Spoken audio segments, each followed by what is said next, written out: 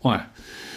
It ran up toward the kind of number that turns heads even in a wild decade, near $120 an ounce, then snapped back hard enough to leave two completely different realities behind. One reality lived on trading screens, where paper prices whipsawed with brutal speed. The other reality sat behind glass counters and in the back rooms of coin shops, where the flow of metal turned into a logistical storm. Here's the part that breaks normal expectations. When a market collapses, you expect demand to fade, you expect inventories to clear, premiums to compress, and for the physical world to follow the quote. Yet dealers reported being flooded with silver buyers, and at the same time flooded with silver itself, because everyone wanted the right form of metal. At the same moment, everyone else tried to turn the wrong form back into cash. Premiums, the quiet little surcharge most people ignore, became the loudest signal on the entire board. That is where the asymmetry shows up. Institutions move in the plumbing. They move through margin schedules, open interest, vault logistics, and settlement mechanics. Most people only see the headline price. But the premium is a vote. It's the public telling you what it can actually get, what it trusts, and what it's willing to pay. For certainty, when the screen is only a suggestion, what I'm about to walk through is not hype. It's pattern. It's the kind of pattern that shows up across decades, right before markets reprice in ways that feel sudden to anyone who wasn't watching the internal signals. And if you've ever wondered how a market can look calm on the surface and be stressed underneath, silver is one of the cleanest case studies you will ever get. Welcome to Market Signals Weekly, where we decode what matters before it becomes the story everyone repeats. If you've been around for a while, you already know the drill. We track the data that institutions can't hide in press releases. And if you're new, consider subscribing the way you'd keep listening to the older person in the room who notices what others miss. Also, drop a comment telling me where you're watching from, because this market is global and the signals don't look the same in every city. Now, let's reconstruct the event with forensic detail. The sequence began with volatility that felt almost dictated by the mechanics of leverage. Silver surged toward triple digits in a way that made retail attention explode. Then, as quickly as it rose, it fell, fast enough that anyone using leverage had no time to breathe, let alone adjust. Around the same window, the futures complex tightened the screws. Margin requirements rose, which means the exchange demanded more cash per contract to hold the same exposure. In practice, it's a pressure wave that hits every leverage participant at once. At nearly the same time, the physical pipeline started flashing red in both directions. Some dealers described a wave of buying so intense that certain products simply vanished, while other products piled up because refiners and wholesalers couldn't process the flow at the speed the market demanded. If you've never thought about what happens between a seller walking into a shop and a minted coin appearing in a display case, this is where the bottleneck lives. Refining capacity, fabrication schedules, mint allocations, and shipping timelines all matter more than people assume. That creates the central mystery. How can a dealer be flooded with buyers and also swimming in silver at the same time? How can the screen say one thing while the premium says another? And why do premiums sometimes rise during a drop, when the simple logic of supply and demand says they should fall? To answer that, you have to step back and recognize what silver really is in the modern market. It is not one market. It is several markets stapled together by arbitrage, logistics, and trust. There is the futures market, where contracts represent large, standardized quantities in settlement. It can be financial or physical, depending on the participant. There is the wholesale physical market, where bars move between vaults, refineries, and industrial users. There's the retail physical market, where people want specific coins, rounds, and bars in hand. And there is the industrial pull, where silver is not a trade at all, but an input that must be sourced and consumed. Most people talk as if these are perfectly connected. They are not. They connect when the system is calm. Under stress, they separate, and the separation is the story. If this feels familiar, it should, because silver has done versions of this before. In 1980, silver didn't just rise, it detonated upward and then collapsed in a way that taught an entire generation what forced liquidation looks like. That era is remembered for dramatic characters and dramatic headlines, but the mechanical lesson is simpler. When leverage and enthusiasm collide with tightened collateral rules, the unwind is faster than the build. Then, in 2011, silver ran hard again, driven by a cocktail of monetary fear, speculative momentum, and the belief that a small market could be squeezed. As price accelerated, exchanges raised margins repeatedly. Each increase demanded more cash from anyone holding contracts. That didn't just cool enthusiasm, it created a chain reaction. Traders who could not post more collateral sold into weakness. The selling pushed price down, which triggered more selling, which then justified more risk controls. In that cycle, the mechanics mattered as much as any macro narrative. Fast forward to the current cycle, and the playbook reappears with updated costumes.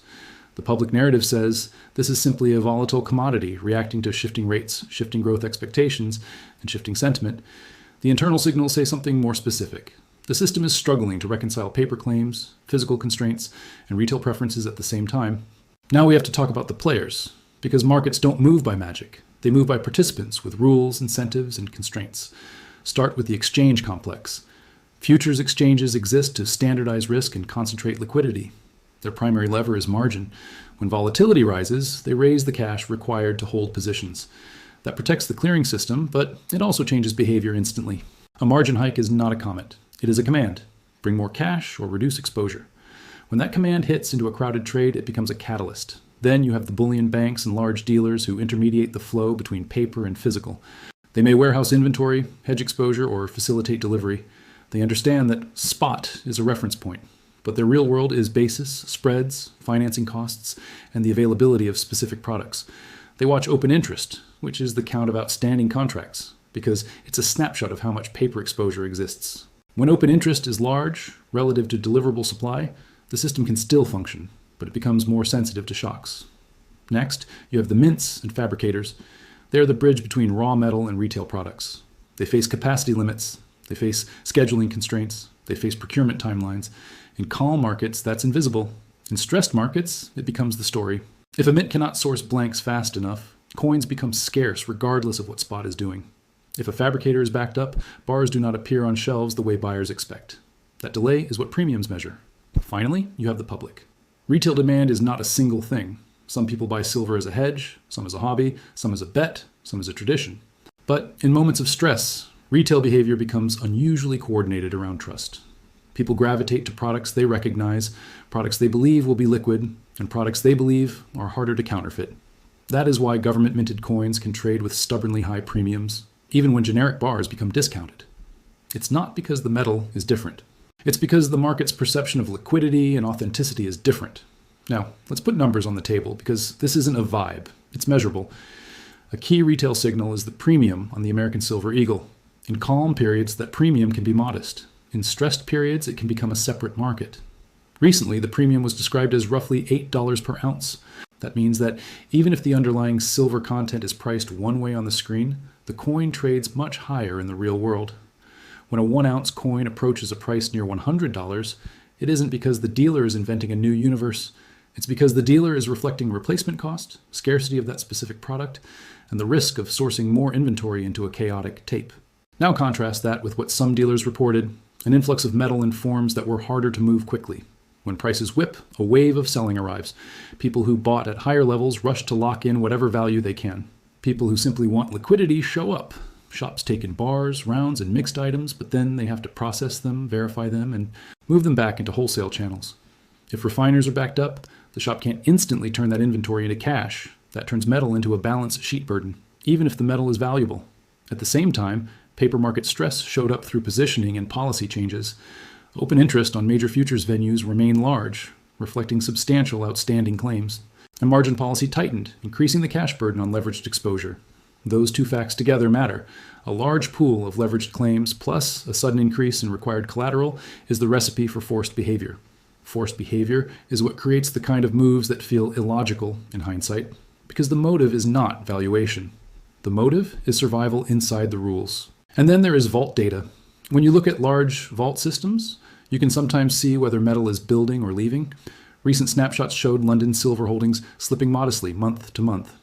A small percentage change sounds boring until you remember the scale.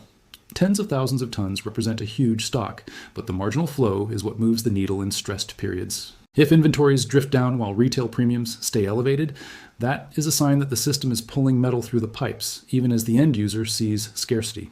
Now we arrive at the dislocation, the part no one can explain away with a simple chart. On one side, you have the screen price, shaped by leverage, algorithms, macro headlines, and the need for collateral. On the other side, you have the physical premium, shaped by fabrication capacity, trust, and immediate availability. These two should not diverge indefinitely, because arbitrage should close the gap. In theory, if coin premiums are high, more supply should come to market and compress them.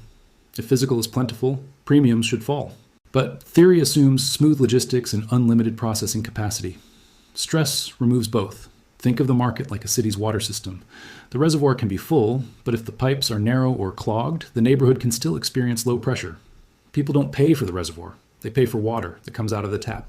In silver, the reservoir is the broad pool of metal in large bars and industrial forms. The tap is the product someone can actually buy and hold today. Premiums measure pressure, not total volume.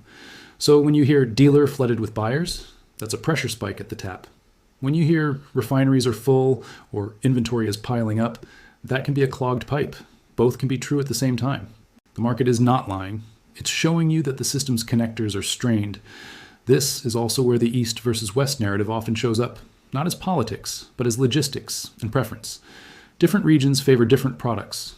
Different regions have different taxation, shipping constraints, and cultural familiarity with certain forms of bullion. When stress rises, metal can move toward the path of least resistance, which means one region can experience tightness in retail products, while another region has a glut in wholesale bars. The screen price tries to average that. The premium exposes the difference. There's another layer that makes silver uniquely sensitive. It sits at the intersection of monetary psychology and industrial necessity. Gold can be held and vaulted with relatively little industrial pull. Silver is different. It is used in electronics, solar components, medical equipment, chemical processes, and countless small applications where substitution is not always simple. Some portion is working inventory, already spoken for by industrial users, and it doesn't respond to price the way speculative inventory does. History gives a few more mirrors for that friction. In 2008, during the global credit seizure, silver fell hard alongside other assets because liquidation was the dominant force. Yet, in the physical world, demand for recognizable bullion products surged in waves. The screen price reflected forced selling and dollar scarcity. The retail counter reflected a different fear, counterparty risk, and the desire for tangible settlement. Then, in 2020, the early pandemic shock produced a similar split. Logistics fractured, fabrication slowed, and premiums jumped because the supply chain could not respond instantly to sudden demand. That's why institutional movement can look quiet while the physical world feels loud.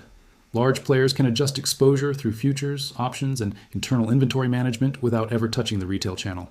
They can hedge refinery contracts with paper, finance inventory through lines of credit, and roll positions forward. Retail cannot. Retail experiences the market through availability, quotes at the counter, and the spread between buy and sell prices. When stress rises, that spread widens, not because the dealer wants it to, but because the dealer is managing replacement risk. It also explains how flooded with buyers and flooded with metal can be the same moment. Buyers converge on the most liquid, most trusted products, while sellers bring in whatever they already own. A shop might see customers asking almost exclusively for government-minted coins, while the incoming supply is mostly generic rounds, mixed scrap, or larger bars. Converting that incoming supply into the outgoing product requires processing time, and processing time is the one thing markets cannot conjure out of thin air on demand. This is where the paper versus physical argument gets oversimplified. Paper markets are not fake. They are a real venue for price discovery and risk transfer. Physical markets are not pure. They are also shaped by spreads, inventory financing, and opportunistic behavior. The issue is that the two layers clear on different clocks. Paper clears in milliseconds. Physical clears on trucks, in refineries, in mint schedules, and through human verification. When volatility rises, the millisecond layer can run away from the truck and refinery layer. Dislocation is exactly what produces the contradictions that confuse people. A headline says silver is down sharply, while a shopper sees the coin price barely budge. A chart suggests the market is liquid, while a dealer says they can't get certain inventory for weeks.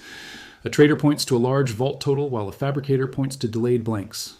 None of those statements are necessarily wrong. They are describing different layers of the same stressed system, and stress is what forces a reset. One more tell is the direction of buyback quotes. When shops are overloaded with incoming metal, their buy prices often step back from spot, not as a prediction, but as a safety buffer. When they cannot replace popular coins, their sell prices stay firm. That gap is the story in plain sight every day. Now let's make the mechanism simple without dumbing it down. When silver surges, leveraged players pile in because the market is moving, and the contract size offers amplified exposure. As volatility rises, the exchange sees higher risk in the clearing system and raises margin requirements. That forces participants to post more cash. Those who can't, sell. Their selling drives price down, increasing volatility further. That can trigger another margin increase, or it can trigger risk managers to reduce exposure. Meanwhile, retail buyers, seeing the volatility and feeling the broader uncertainty, often accelerate purchases of the products they trust most. That increases retail premiums even when the screen price is falling. That is the chain reaction. It's not a conspiracy. It's a system responding to constraints. And here's where it gets interesting. The dislocation can resolve in more than one direction. One resolution is that premiums collapse. Fabrication catches up, demand cools, and the retail market accepts lower premiums as fear fades. That would mean the retail tightness was temporary, a spike in pressure that normalized when the pipes cleared. Another resolution is that paper prices reprice higher relative to physical availability. If the system keeps draining inventory from vaults, if fabrication remains constrained, and if demand stays persistent, then the screen price can be forced to reflect the true marginal cost of sourcing deliverable metal. In that scenario, premiums may stay elevated, but the underlying price rises, narrowing the gap from the other side. A third resolution is more chaotic. Volatility persists, margins remain tight, and the market oscillates between paper-driven liquidations and physical-driven scarcity. That creates a whiplash regime where headline price becomes less informative than the spread between forms of metal, the behavior of open interest, and the direction of vault flows. Historically, when you see a combination of elevated retail premiums, meaningful paper positioning, and visible stress in processing capacity, you're not looking at a normal market. You're looking at a market negotiating a new equilibrium. The negotiation can be quiet for a while, and then it can be abrupt. That's the nature of systems that are stable until they are not. So what should be watched, not as prediction, but as signal? First, watch margin policy. If margins continue to rise or remain high, that tells you the system is still concerned about clearing risk, which tends to keep pressure on leveraged positions. If margins ease while volatility falls, that suggests stabilization in the mechanical layer. Second, watch open interest. If open interest drops sharply during volatility, that often means forced position reduction is happening. If open interest rebuilds while premiums remain elevated, that can indicate renewed speculative interest layered on top of physical tightness, which is a different kind of stress. Third, watch retail premiums across multiple products. If only one product remains expensive, that suggests a product-specific bottleneck. If premiums stay high broadly, that suggests a wider constraint in fabrication and supply. If buyback discounts widen at the same time, that suggests dealers are managing balance sheet strain. Fourth, watch vault inventories and reported flows. Large vault systems can absorb and release metal, but persistent declines alongside elevated premiums can signal a slow drain through the plumbing. Persistent increases alongside collapsing premiums can signal that the system is relaxing and that availability is improving. Now we get to the divide, and it has nothing to do with being smarter. It has to do with paying attention to the right layer of reality. Most people will see the silver chart and argue about whether it should be higher or lower. Institutions will look at the spread between paper and physical, at the cost of carry, at the availability of deliverable supply, and at the rules that force behavior. The information gap becomes the wealth gap, not because anyone is evil, but because systems reward those who understand how they clear and where the bottlenecks live. And retail almost always moves last. Retail responds to price. Institutions respond to stress signals. By the time something becomes obvious to everyone, the positioning has already happened. That is why premiums matter. They are not a footnote. They are the crowd's real-time measure of trust, availability, and friction. If you take one lesson from this episode, let it be this. When the premium and the price disagree, the market is telling you it is not one market anymore. It is a system under strain, and strain forces change. Sometimes that change comes as a slow normalization. Sometimes it comes as a fast repricing. Either way, the signal appears before the headline. This is Market Signals Weekly, where we decode what matters before it becomes the headline. If this connected dots you hadn't seen, you know what to do. And as the next wave of data comes in, remember, the real question isn't whether volatility returns. The question is whether you'll recognize the signals before the story is rewritten in hindsight.